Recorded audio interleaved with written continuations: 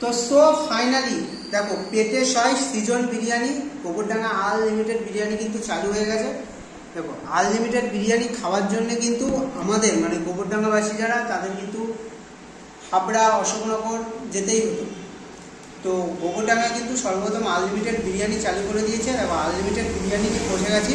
এখানে কিন্তু মাত্র 90 টাকায় চিকেন বিরিয়ানি রাখছে 100 গ্রামের পিস দিয়ে। আনলিমিটেড বিরিয়ানি মানে রাইস আর আলু আনলিমিটেড দেবে।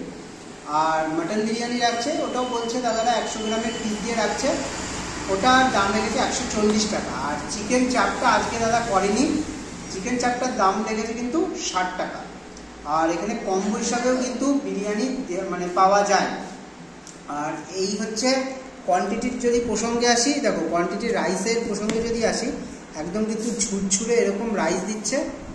আর একটা ইউনিক ব্যাপার হচ্ছে ভিডিওটা বানানোর সময় দেখলাম এনারা কিন্তু গোলাপ ফুলের পাপড়ি দিয়ে বিরিয়ানিটা কিন্তু রেডি করে, মানে তৈরি করে।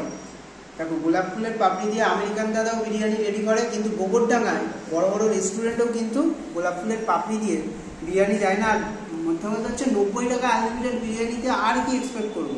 তো এই যে এতটা কোয়ান্টিটি দিয়েছে, যদি তোমরা বসে খাও শেষ হয়ে গেলে রাইস আলু আনলিমিটেড কিন্তু দেওয়া হবে। তো চলো খাওয়া যায়।